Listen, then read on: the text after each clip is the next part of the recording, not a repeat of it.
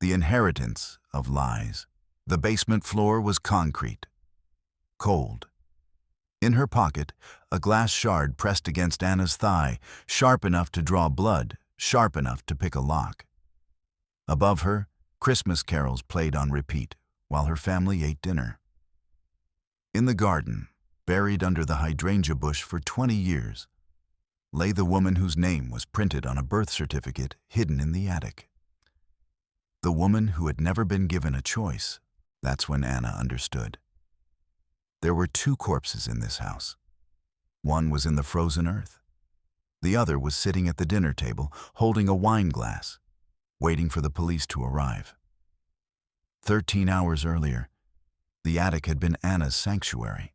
The Christmas Eve noise downstairs, the shrieking aunts, the bellowing uncles, the forced carols bleeding through the heating vents, had driven her up through the narrow staircase to the one place no one cared about. The attic, cold, dust-laden, silent except for the wind outside and the groaning of old wood settling into itself. Her wool-socked feet bridged the gap between 2 ancient floorboards.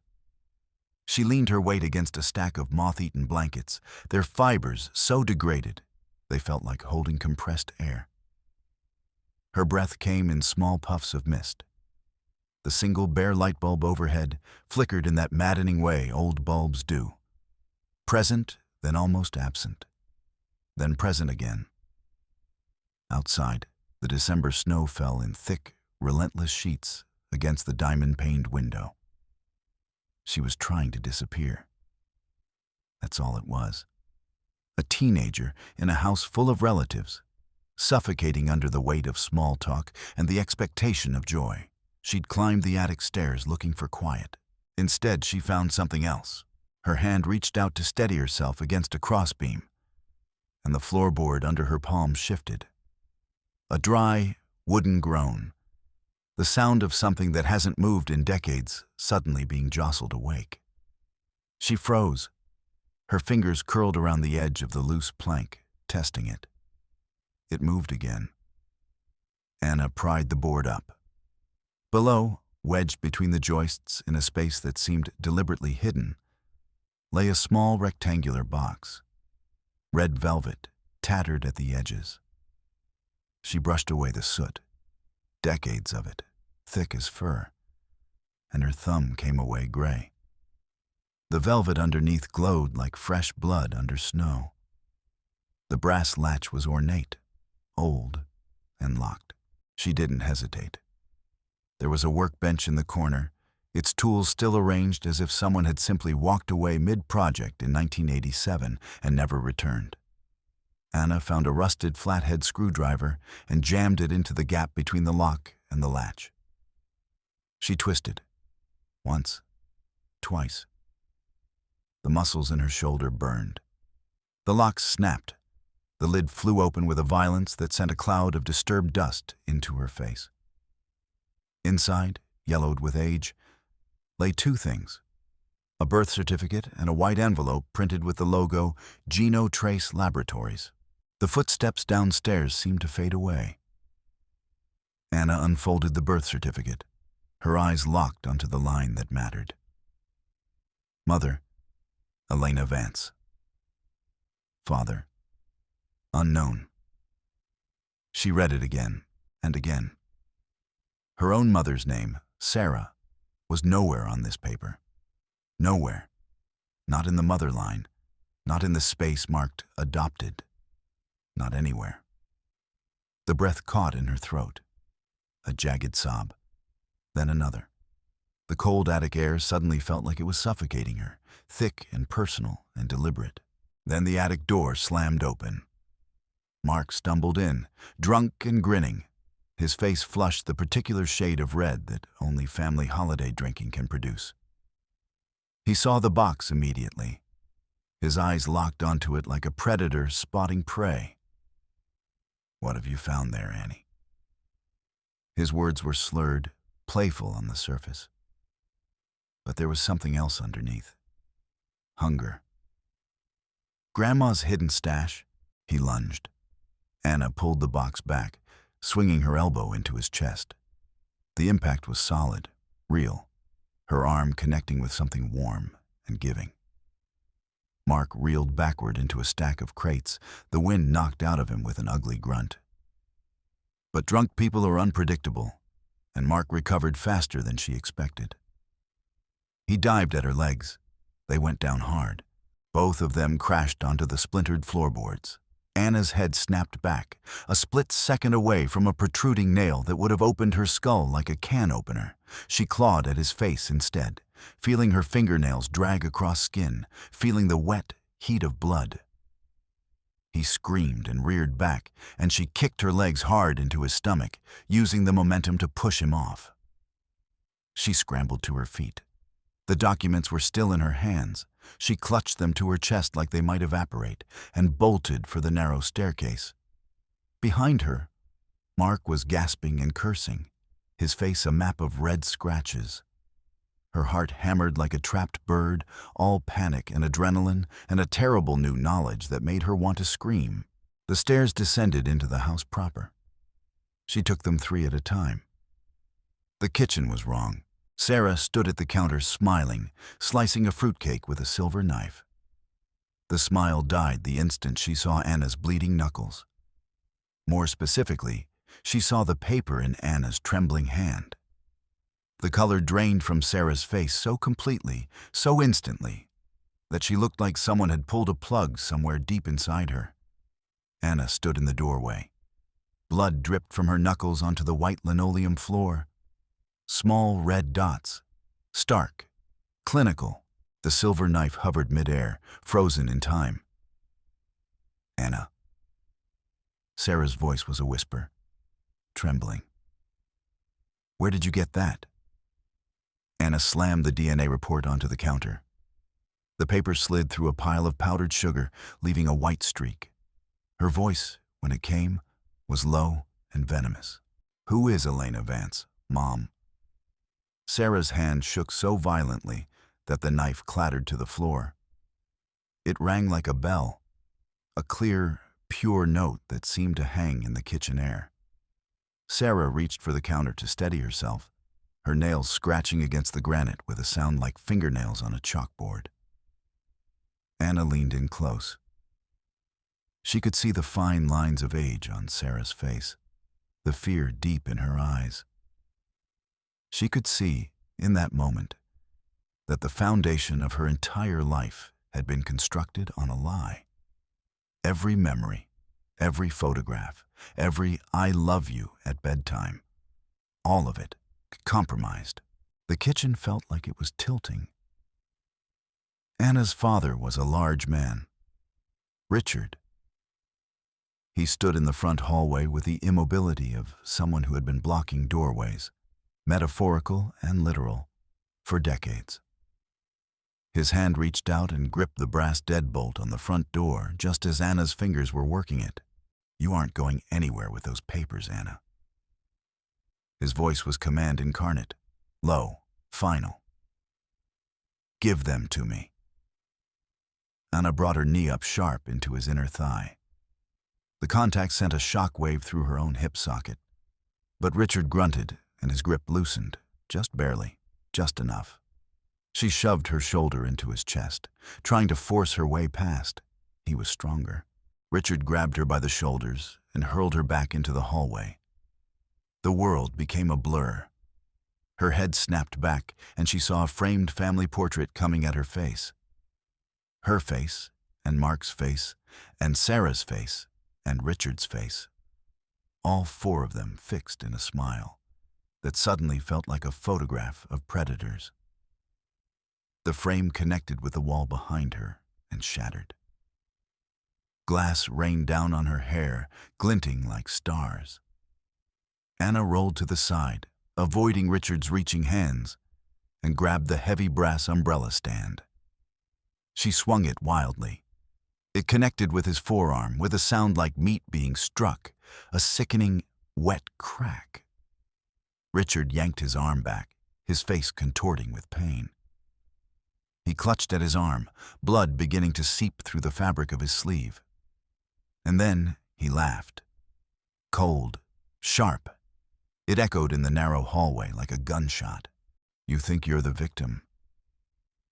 His voice was raspy now, threaded with pain. "Elena Vance was a junkie who owed us her life." Anna froze. The umbrella stand hung in her hand, suddenly heavy beyond measure. The words hit like a physical blow. "Owed us." Richard took a step forward, ignoring the pain in his arm. He pointed at the DNA test with the precision of a man about to deliver the final blow. "We didn't adopt you, Anna." His voice dropped to something quiet and deadly. "We bought you. $5,000 in a parking lot in 1994. The room tilted. The hallway wasn't moving, but Anna's vision was. She saw Sarah standing at the end of the corridor, hands over her face, shoulders shaking with silent sobs. She saw herself as a commodity. She saw the birth certificate not as evidence of her existence, but as a transaction record. $5,000, a parking lot, a November night 25 years ago. She looked down at the birth certificate in her hands. Elena Vance. Not a person. A ghost. A ghost that had apparently haunted her entire life. The voices came like a rising tide. Aunts, uncles, cousins, all of them suddenly aware that something had gone wrong. Anna could hear them downstairs, their confusion turning to anger, their questions multiplying. She bolted for the attic stairs and took them two at a time. The hallway behind her filled with noise, but she didn't stop, didn't listen, just burst through the attic door and headed for the small maintenance balcony. She slammed the balcony door and slid a metal bolt across. The wood was old, weathered. The bolt wouldn't hold for long. Snow whistled through the cracks. She stood on the precipice of the small balcony, looking down at the dark driveway far below. The snow was deep there. The silence was absolute. Aunt Carol's face appeared behind the glass of the attic door, distorted and red with rage. She pounded on the wood, screaming through the barrier. "Don't you dare ruin this night, Anna." Her voice was muffled but still audible, threaded with hysteria. "Think of your mother." Anna's mother. The woman downstairs. The woman who had bought her like a used car. Anna pulled her phone from her pocket. It was vibrating. An unknown number. Local area code. She stared at it for a moment, then answered. "Hello?" Her voice sounded thin, small, breathing on the other end, heavy, raspy. Then a single word, spoken like a prayer or a curse. "Anna?" The voice had the texture of an old recording, something played so many times it had worn grooves into itself. It was a name being spoken for the first time in 20 years.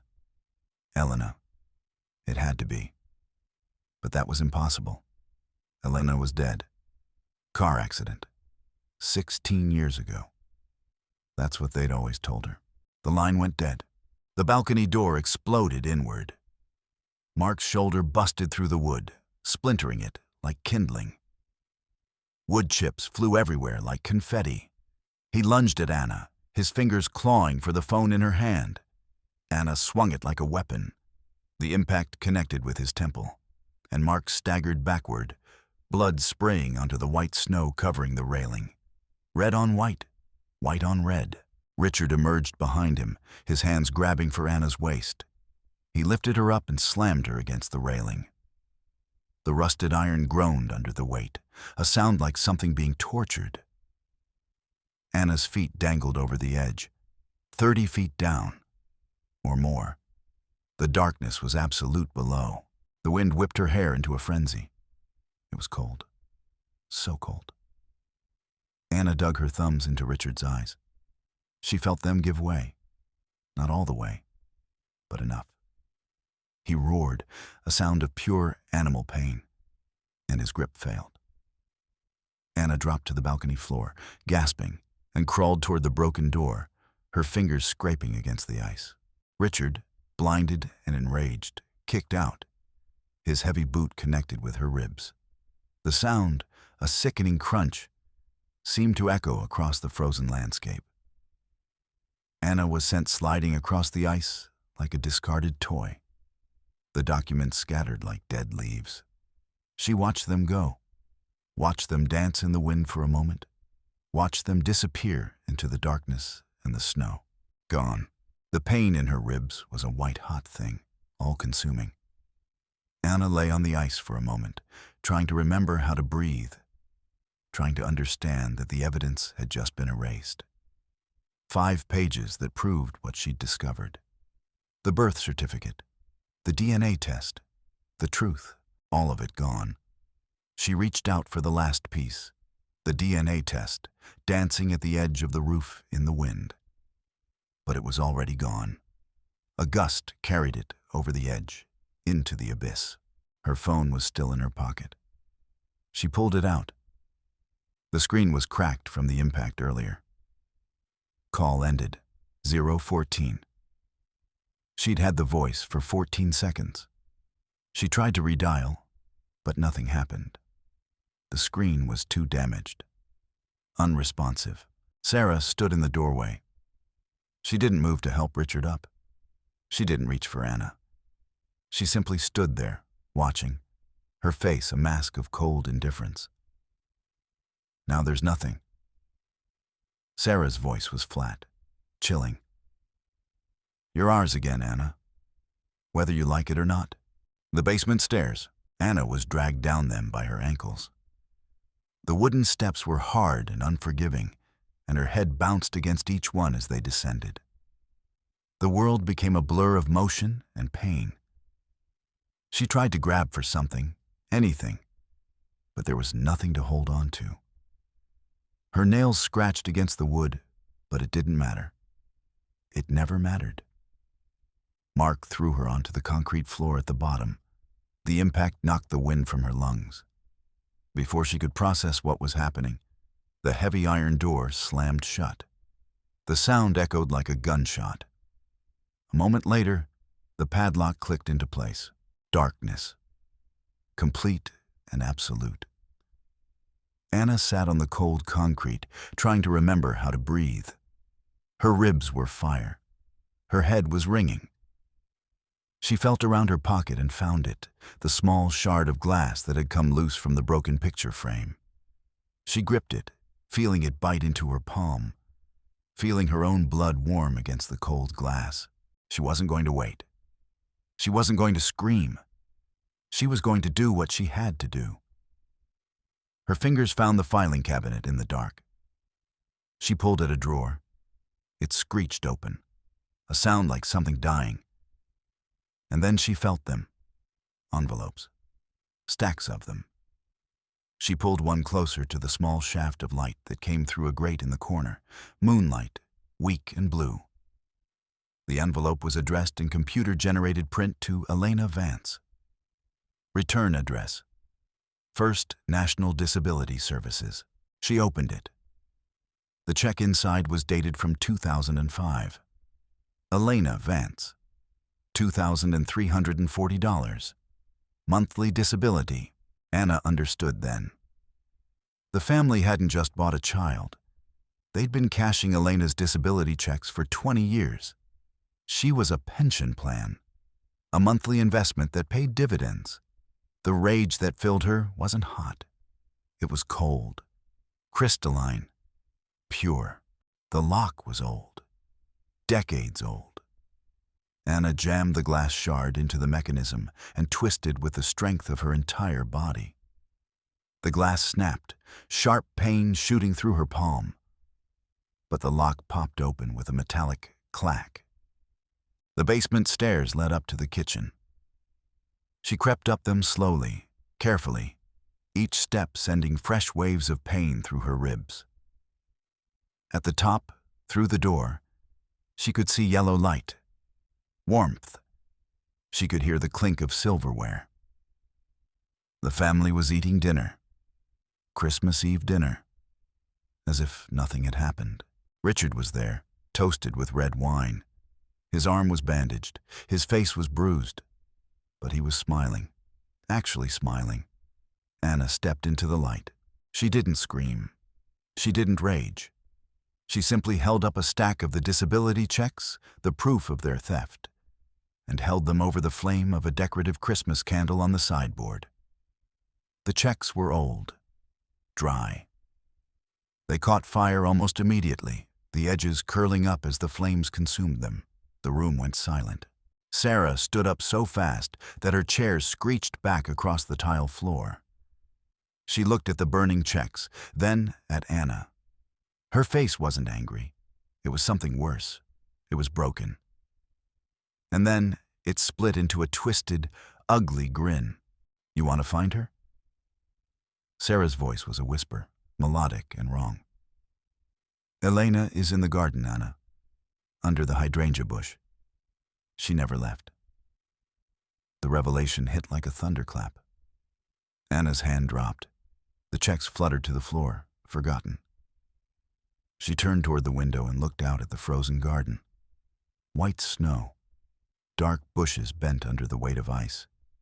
And somewhere out there, beneath the hydrangea that had bloomed every spring of her childhood, was a grave. No, not a grave. A body. Elena Vance. Her mother. The woman whose voice had spoken her name on the phone. The woman who had apparently never left at all. Anna walked toward the door. No one tried to stop her. She didn't know who called the police. It didn't matter. She could hear the sirens in the distance as she pulled on her heavy leather coat. The sound was getting closer, getting louder. Red and blue lights beginning to strobe against the falling snow outside the windows. She opened the front door and stepped out into the freezing night. The cold was a physical thing, a shock to her system. But it was also real, present, true. She didn't look back at the house. She didn't look back at the family. She just walked to her car, her breath misting in the air, her footprints appearing in the fresh snow behind her. She reached her car and pulled out a small photo from her pocket, the one that had been in the velvet box. Anna and Elena, a baby in a woman's arms. A moment captured before everything fell apart. She looked at it for a moment, then tucked it into her visor. She didn't look at the woman's face. Not yet. Anna inserted the key into the ignition. The engine roared to life. The dashboard glowed with soft green numbers. Behind her, the house stood like a dark tomb against the snowy landscape. The sirens were very close now. She pulled out of the driveway. The tires spun, kicking up a rooster tail of snow as she peeled away. The road opened up in front of her, white and empty and infinite. She rolled down the window, letting the biting air hit her face. The sting was clean. The pain was simple. The cold was honest. "Merry Christmas, Elena," she said into the winter night. The house receded behind her. The sirens faded into something abstract and distant. Ahead of her, the road stretched out into the darkness, and Anna drove toward it without hesitation, without a single glance in the rearview mirror at what she was leaving behind.